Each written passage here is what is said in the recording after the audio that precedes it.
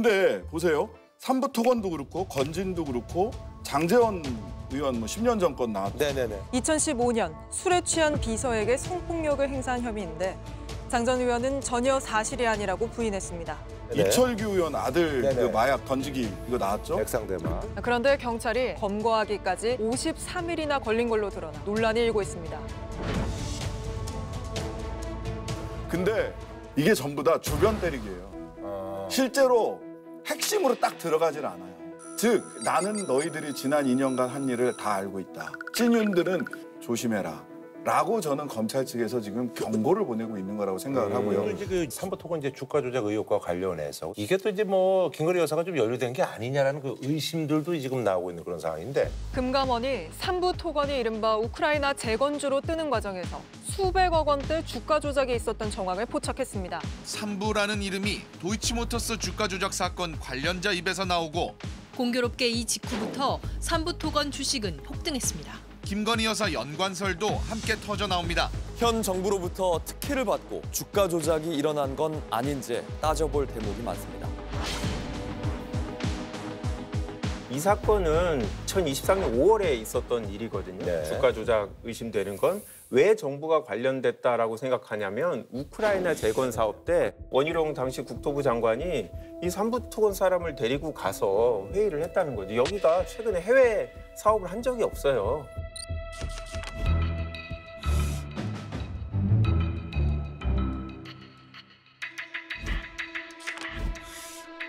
삼부는요 해외 사업 부분은 청산 중이다라고 공시돼 있었어요. 사이즈를 봐더라도 그렇게 뭐 건설회사의 대표격으로 데리고 갈 이유가 없는데 이런 조짐을 미리 다른 사람들은 알았던 것 같다. 당시에 이 최혜병 관련해서 지금 이모 대표가 관련돼 있는 카톡방이 공개가 됐는데 멋쟁이 해병. 해병대 출신 예비역들이 모인 카카오톡 대화방입니다.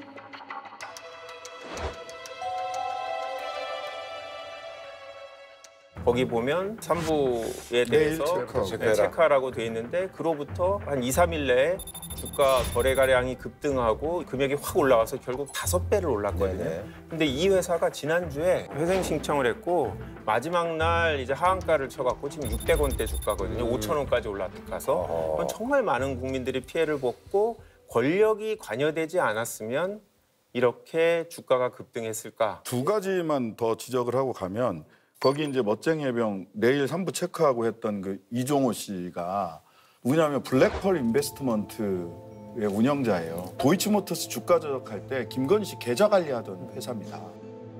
주가 조작 핵심 세력 BP 패밀리에 대한 진술을 인정하며 권오수, 이종호, 김모 씨, 김건희, 이모 씨 이런 사람들이 있다고 말했습니다. 여기에서 딱 이종호 씨가 아래 위로 다.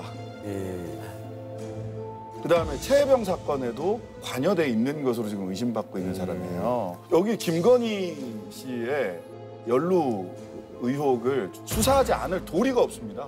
수사하지 않을 도리가 없고 만약 이게 주가 조작이 정확하게 밝혀진다면 국가를 동원해서 주가를 조작했다? 이런 일이 있을 수 있는 건가? 이게 제가 이제 김병환 지금 금융위원장 작년 가을에 임명됐을 때 인사청문회에서 이 문제를 저하고 민병덕 의원 제기를 했어요. 삼부토건 주가 조작 의심된다라고 하면서 쭉 이야기를 했던 건데 그러니까 그 맨 앞에 3부 내일 체크하고 그 멋쟁이 해병 이종호 씨 단톡방에 뭐라고 그랬어요? 3부 내일 체크하고 이거 가지고 골프장 3부다라고 얘기했던 거 아니에요? 근데 골프장에는 3부가 없어요. 1부, 2부로 끝입니다. 이런 일들이 벌어졌어요. 그런 다음에 젤렌스키 영부인이 우리나라에 와서 김건희 여사를 만납니다. 3부 체크하고 이틀 뒤에 만나요. 예. 그리고 그 며칠 뒤에 연희룡 장관이 우크라이나 쪽 그 경제 관료를 만나서 엄청난 돈을 주겠다, MOU를 체결했다라는 기사가 하루 이틀 뒤에 또 납니다. 그런 다음에 삼성, 포스코, 현대 다 데리고 폴란드로 가요. 전후 복구 사업한다고. 그리고 대통령이 우크라이나를 가요. 우크라이나를 갈 때 우리나라에 수해가 있었습니다. 수해가 있는데 왜 우크라이나를 가냐, 국내로 들어와야지 했을 때 내가 간다고 뭐 수해 복구가 되나? 하고 우크라이나 갔어요. 그리고 그때 1,000원짜리 주식이 5,000원으로 피크를 치는 거예요.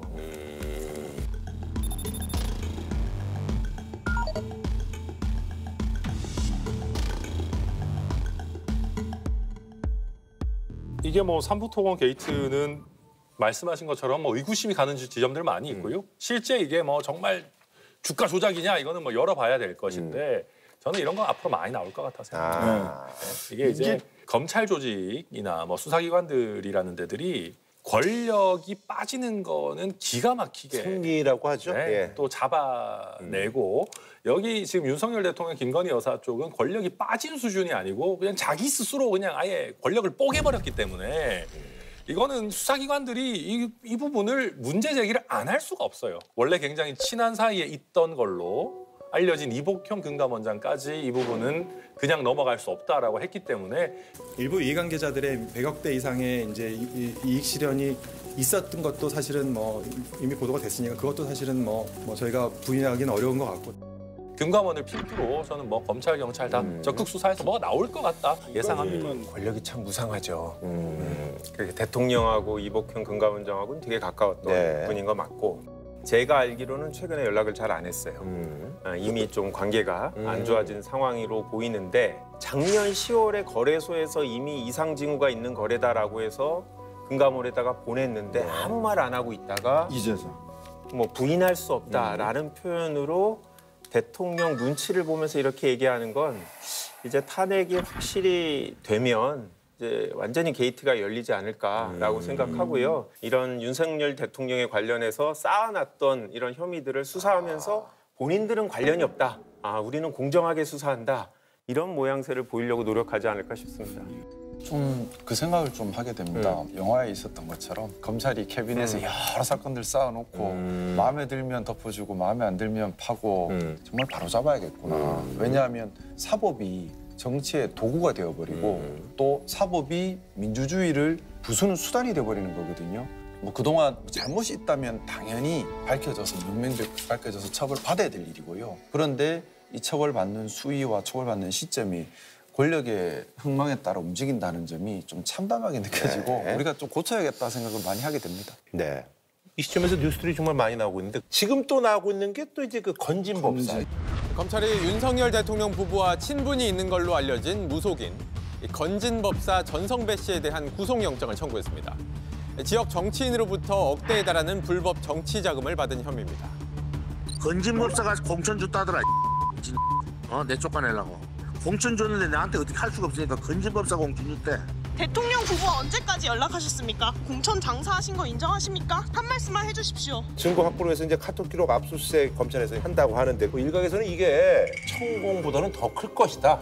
라는 그런 얘기가 있는데 천공하고 건진법사 이게 사실 난 같은 사람인 줄 알고 모르는 경우가 많아요. 예. 근데 건진법사는 또 누구며? 뭐 여기에 대한 좀 얘기를 좀 듣고자 합니다. 천공은 이렇게 수염 기신 분, 수염 길고 뜬구름 잡는 이야기 주로 많이 하시는 분이고. 그러니까 윤 대통령을 지지하는 걸로 알려진 역술인 천공 씨가 우리 뭐 산업육이 안 될 것 같아. 앞으로 돼. 이 나라 저 밑에 지금 이 업계 쓰고 석유 많아요. 파면 다 나와. 지금 제일 잘못된 게 뭐냐면 국회입니다. 22대 국회는 해산해야 된다. 지금은 실패한 게 아니에요.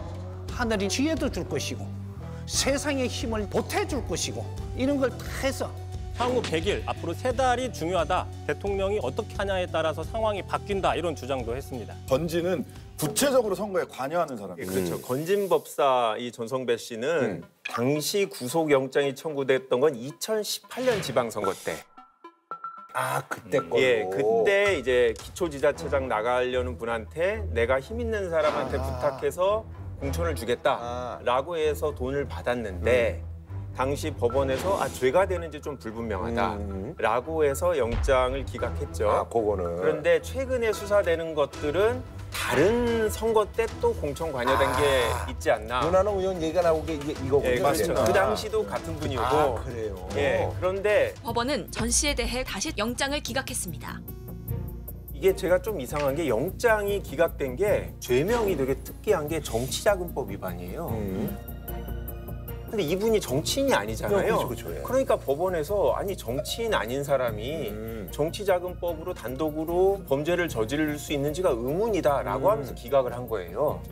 그러니까 보통 그렇게 되면 누구한테 주고 그렇죠. 받은 정치인하고 같이 묶어서 이렇게. 그런데 이제 검찰에 실력이 없는지 찐윤한테 돈을 줬는지를 못 밝혀냈다라고 하면서 이 사람만 영장을 청구한 거죠. 그러면 왜 그렇게 훌륭한 검찰들이 이거 죄가 되는지 모르겠다라는 걸로 수사를 하는지 검찰이 정말 의지가 있나? 제가 봤을 때 이것도 게이트가 열리면 수사 범위가 확대될 수 있지 않을까 생각합니다. 저는 이제 두 가지인데 하나 뭐예요. 건진법사가 어떤 사람이냐면 대통령실에서 그 전에 건진이 기업들 돌아다니면서 돈 받으려고 그러니까 주의해라 라고 주의 경고를 했던 사람이야. 좀 그쪽에서도 문제가 있는 걸 알고. 예. 근데 그거 되게 웃기지 않아요? 그럼 건진을 그때 잡았어야지. 아니 도둑이 돌아다니면 도둑을 잡아야지. 자, 담을 높이세요. 이 얘기만 했어요, 대통령실이. 정말 희한한 경고를 했던 분이고. 근데 보세요. 삼부토건도 그렇고 건진도 그렇고 장제원 의원 뭐 10년 전 건 나왔죠. 네네네. 2015년 술에 취한 비서에게 성폭력을 행사한 혐의인데 장 전 의원은 전혀 사실이 아니라고 부인했습니다. 이철규 의원 아들 그 마약 던지기 이거 나왔죠? 백상대마. 그런데 경찰이 검거하기까지 53일이나 걸린 걸로 드러나 논란이 일고 있습니다. 근데 이게 전부 다 주변 때리기예요. 실제로 핵심으로 딱 들어가질 않아요. 즉 나는 너희들이 지난 2년간 한 일을 다 알고 있다. 찐윤들은 조심해라. 라고 저는 검찰 측에서 지금 경고를 보내고 있는 거라고 생각을 하고요. 저희가 이제 이 얘기를 좀 해봐야 될 것 같은데 이제 비아폰. 그래서 이제 비아폰의 존재에 대해서 내란 국조특위에서 이제 비아폰이 언론에 이제 보도되기 시작했는데, 그러니까요. 그 얘기 좀 해주시면 될 것 같은데, 자, 근데 그 비아폰 이게 대체 뭔지 좀 설명을 좀 부탁드리겠습니다. 비아폰은 이제 예전에 이제 그 국제기구 SD에서 써보셨는데, 제가 한국형 비아폰은 아니고요. 어떤 조직이든 정부든 뭐 여러 가지 단체든 그 내용에 대한 보완이 필요할 땐. 비아폰 같은 것을 폰을 써서 하는데 제가 국제기구에 다닐 때는 이제 망이 여러 나라를 거치기 때문에 우리도 국제전화를 걸면 이제 뭐 KT, 인공위성, 미국 통신사 이렇게 개인 이렇게 거치는데 그러면 이제 보안의 누출이 가능하거든요. 그래서 인공위성으로 바로 연결을 합니다. 아 그래요? 굉장히 큽니다. 무슨 진짜 옛날 막대같이요. 모토로라 막 벽돌 같은 벽돌폰. 네. 군인들이 지금도 갖고 다니는 게 있습니다. 뭐 다 아시겠지만. 아니 그런 거 없어요. 우리 비아폰은 그냥 S 갤럭시. 이런 거 말고 군인들 진짜 현장에서. 현장에서도 완전히 좋아졌어요. 저 옛날 얘기 옛날 얘기 아닙니다. 통신병 돌리는 이만한 거 이렇게 그런 거 얘기하지 말고 요즘은요 모토로라 같은 걸로 하거든요. 비아폰을 생각하면 뭘 생각하냐면요. 텔레그램 비밀 대화. 그다음에 시그널을 생각하면 돼요. 그래요? 비아폰은 그거랑 똑같은 거예요. 그러니까 1대1 간의 암호화가 돼 있어요.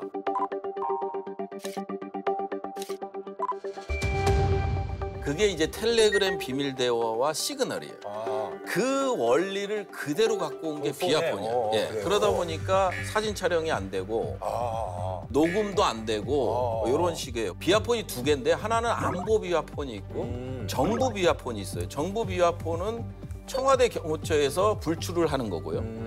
그다음에 안보 비아폰은 국방부에서 담당해서 불출을 하고 국방부 비아폰의 서버는 수방사, 수도방위사령부에 있고 경호처의 정부 비아폰은 서버가 경호처에서 관리를 하고 있는 거라요. 그런 거 다 국가 비밀 아니에요? 아니에요. 그런 거 얘기해도 돼요? 그럼요. 그거 뭐 관계 있어? 이게 그러다 보니까 비아폰을 지금 통신사 압색을 해서 받을 수 있는 게 아무것도 없어요. 서버 외에는 없어요. 근데 사실 이제 저희가 이제 하고 싶은 얘기는 그 중에서도 뭐 비아폰 쓸 수 있죠, 당연히. 안보라든지 보안과 관련해서 뭐 이건 당연히 쓸 수 있는데 김영현 전 장관이 국방부 장관 그만두면서 자기 거는 반납하고 경호처에서 또 받았고. 그런 와중에 이제 그 김영현 장관 그 비아폰을 경호처에서 지금 또 보관하고 있다고 그러더라고요. 그래서 이제 뭐 민주당 쪽에서는 이제 뭐 서버를 좀 뭐 봐야 된다고 그러고 있는데 김성훈 경호처장이 또 그건 또 이제 맡고 있는 상황이고. 그래서 비아폰의 구체적인 어떤 내용이 있을 거라고 이제 예상하시는지 뭐 그런 것들에 대해서 좀 궁금해요. 비아폰에서 이제 보통 반납할 때 통화 기록이랑 메신저를 다 삭제하고 반납을 해요. 그래서 봉인돼 있어도 거기에 뭐가 남아 있을지 모르겠어요. 장담을 못 해요. 이거를 또 포렌식을 해봐야 되는 입장인 거고 지금 국조에서 밝혀진 거는 뭐냐면 비아폰은 이틀 간격으로 삭제되게끔 돼 있다, 서버가. 그래서 포렌식으로 살릴 수 있느냐 이렇게 질의를 하니까 그 비아폰 담당자가 우리가 포렌식으로 복구하는 건 안 해봤기 때문에 기술적으로 어떤지는 모르겠다 이렇게 얘기를 하고 있는 상황이죠. 그다음에 이제 서버가 정말 중요하거든요. 서버가 왜 중요하냐면요. 지금 보시면 아시겠지만 청와대 비아폰이 노상원이라는 민간인한테 갔잖아요. 정부 비압. 그다음에 김건희가 갖고 있다고 하는 거 아니에요. 그다음에 민간인한테 누구한테 간지 몰라요. 그리고 최상목 권한대행한테 비아폰 갖고 있습니까 하니까 순간 멈칫하더라고요. 순간 멈칫하더니 보니까 있더라고요. 이렇게 답변을 하거든요. 최상목 권한대행님. 네. 경호처에서 제공한 비아폰 갖고 계십니까?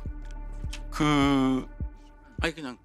네, 뭐 보니까 제가 가지고 있더라고요. 그런데 됐습니다. 한 말씀 드리면. 됐습니다. 됐습니다. 예. 그래서 비상입법 기구와 관련돼서 비아폰이 서로 통화했는지, 그다음에 김태환한테도 제가 안보실 일차장한테도 물어본 게 계엄 전후로 비아폰을 사용한 적 있냐, 누구랑? 그랬더니 처음에는 고민하다가 예, 있습니다. 이렇게 답변을 했거든요. 비아폰 갖고 계시죠? 네. 비아폰을 이용해서 계엄 전후로 해서 통화한 기록이 있습니까? 통화한 사실이 있습니까? 누가 됐든. 누구라고 묻진 않겠는데 누가 됐든 통화한 있습니다. 예, 알겠습니다. 그래서 그런 부분들이 비아폰과 관련된 부분들이 가장 핵심적인 증거거든요. 뭐냐면 14명의 체포 명단이 나왔잖아요. 홍장원 메모에도 나왔고 이거를 김용현, 여인영, 이제 홍장원한테 간 거예요. 이 명단 자체가. 근데 누가 작성했는지 전혀 안 나오고 있어요. 작성자가. 거의 정치인과 뭐 양정철 들어가 있고 이런 것들이 김용현이 다 작성할 수 없고 노상원 수첩에 500명도요?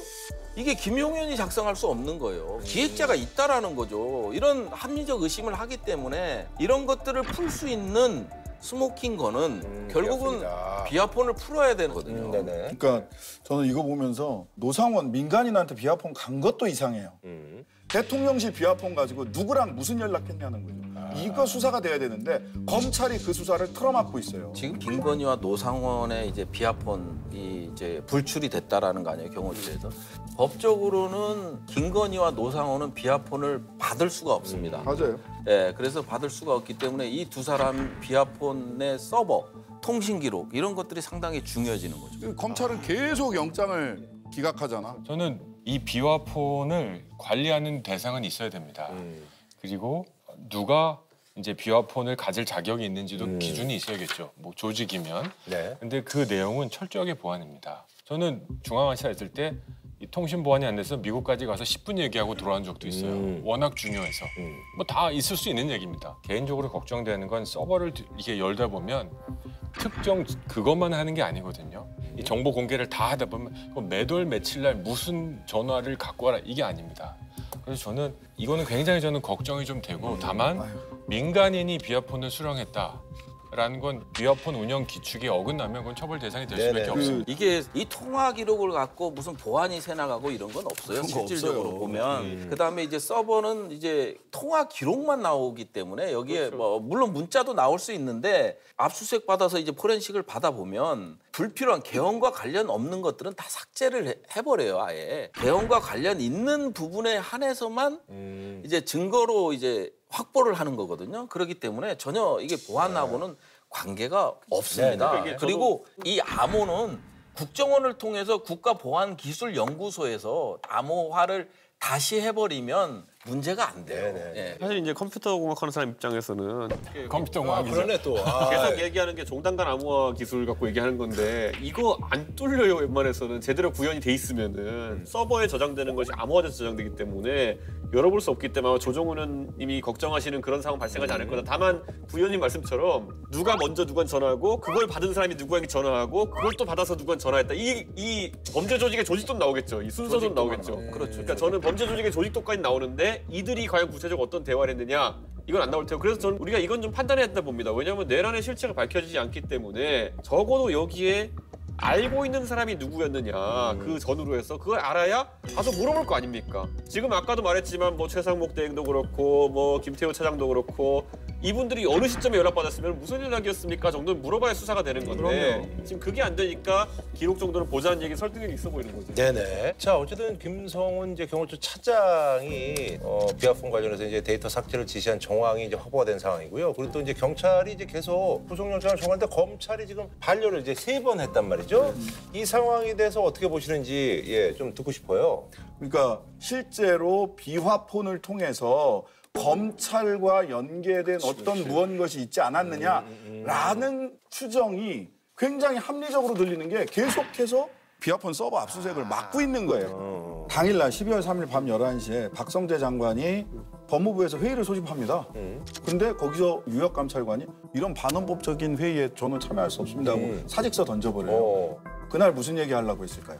그리고 12월 4일 날 저녁에 개엄 바로 다음 날이죠. 저녁에 삼청동 안가에서 박성재 장관, 김주현 민정수석, 이완규 법제처장, 이상민 전 장관 이렇게 모여요.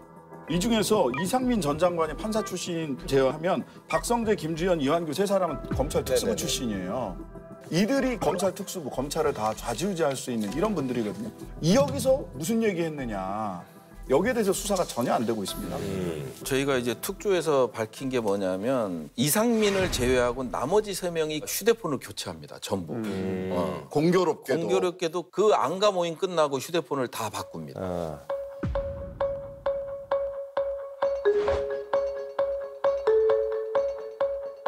안가 갔다 와서 핸드폰을 교체했다는 거예요. 왜 교체했습니까? 글쎄요. 불편한 오해를 받기 싫었습니다.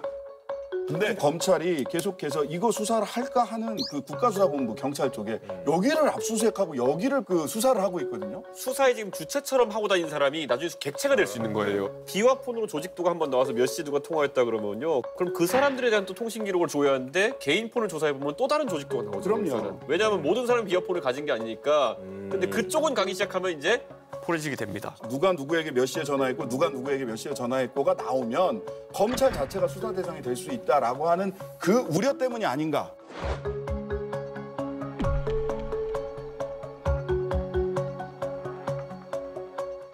그래서 이제 이런 부분들 때문에 지금 비화폰이 얘기가 있고요. 그다음에 이제 박종준 경호처장하고 김성훈 차장이 직위상으로는 박종준 처장이 위인데 실질적으로는 모든 업무는 김성훈이 했다라는 거예요. 김성훈 경호처장이 윤석열 생일 파티를 어떻게 했습니까?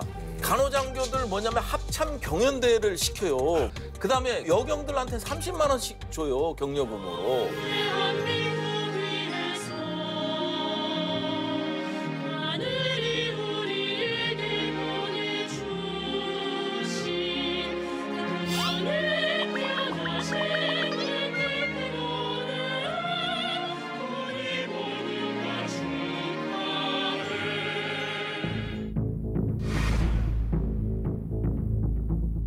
반대로 여러분들은 생일 친구들이 축하 파티나 생일 축하송 안 해주나요? 책상 옆에 앉아있는 동료가 생일에도 그렇게 해주지 않습니까? 이 박종준 경호처장은 빨리 그냥 자기가 국소본 가서 조사를 받고 그냥 사직한 이유가 경호차장을 컨트롤이 안 되는 거예요. 그때 제가 특위에서 질문했던 건데 이제 1차 체포하러 갈 때 뭐라고 그랬냐면 당시 처장님께서 영장집행 수사기관과 직접 부딪히면 공무집행 방해되니 일절 부딪히지 마라 라는 지시를 내린 적이 있습니까? 그거는 그 전부터 체포영장이 집행될 때 그 공무집행 방해에 대한 우려가 자꾸 제시가 되기 때문에 일단 정문 밖에서 거기서 대기시키면서 대통령단 변호인단하고 이렇게 상의하도록 하고 가급적 부딪히지 마라. 그렇게 얘기를 했습니다. 근데 김성훈하고 윤석열 이 메시지가 이제 언론에 공개가 돼요.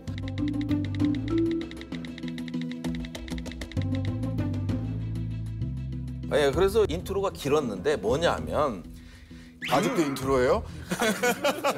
자, 들어갑니다. 김성훈이가 뭐냐면 이 검찰부터 시작해서 너무나 많은 것들을 사실을 알고 있는 거야. 그렇게 추정할 수밖에 없는 그래서 이제 계속 기각을 한다는 그런 말씀이시죠. 아니 왜냐하면 본인 검찰에서 부담되면 그냥 법원으로 넘겨버리면 돼요.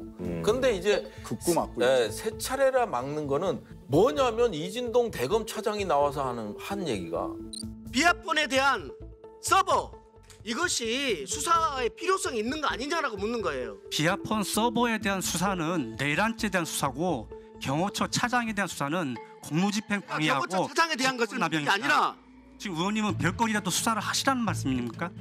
뭐 이런 표현을 써요. 아니 검찰이 무슨 별건 수사 안 한 것처럼 해. 말도 안 되는 소리지. 예. 경호처의 어떤 그 권력 이런 것들이 좀 비대하다 뭐 이런 얘기들이 오가고 있어요. 그래서 우리가 이제 뭐 경호처 하면 뭐 예전에 이제 차지철, 뭐 장세동 이런 분들 이제 생각나지 않습니까?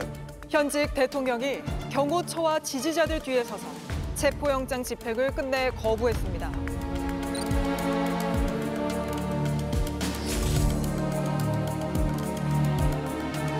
대통령이 경호원과 군을 사병처럼 부리며 정당한 법 집행을 무력화시켰습니다.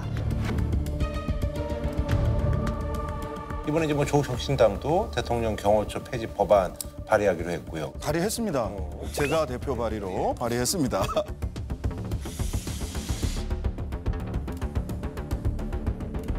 어쨌든 이제 뭐 대통령 경호처에 대한 뭐 생각들이 다들 있으실 것 같은데 이 상황에 대해서 어떻게 보시는지 예, 좀 듣고 싶어요. 아니, 뭐 대통령 경호처 폐지는 뭐 신선한 주제도 아니고 계속 있었던 얘기입니다. 네. 2017년 문재인 대통령 그 후보 시절에도 1호 공약 아니었습니까? 특권 반납하겠다. 결국은 문재인 대통령 5년 임기 중에 경호처 폐지 안 했죠. 예. 제가 이제 이런 거 조직 변경하자는 얘기는 왜 그런지는 알겠지만요. 윗돌 아랫돌 이렇게 바꾸는 거는 큰 의미가 없을 거다라고 생각하는 게 이 모든 사태의 근원은 대통령이 이상한 거예요. 대통령이 이상한 사람이었다 이렇게 되는 거고 예전에 검수완박 논의가 있을 때 그때 대통령이 당선인신 분이었거든요. 대통령이 동의했다 그래가지고 전화해서 물어본 적 있어요.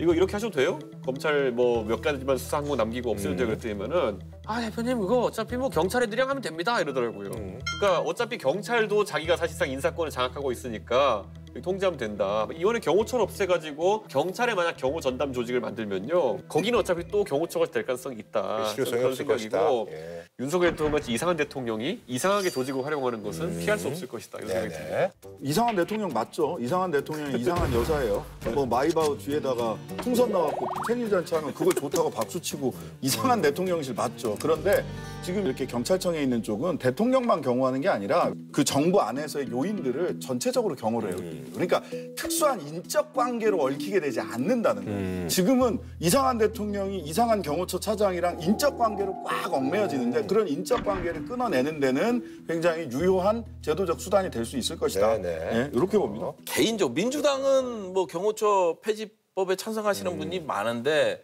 저는 개인적으로는 제도라는 게 자체 관성을 갖고 있잖아요. 그렇기 때문에 이거보다 더 좋은 게 나타나지 않으면 변화가 없는 거예요. 민주주의도 마찬가지인 거고 이것도 경호처도 일종의 제도적인 측면이 강하죠. 그런 제도의 영역에서 봤을 때 대통령의 관심을 받고 있기 때문에 경찰청으로 가든 어디로 가든 똑같습니다. 저는 그런 것 같습니다. 뭐 이게 경호처 폐지로 이어져서는 안 된다고 저는 생각합니다.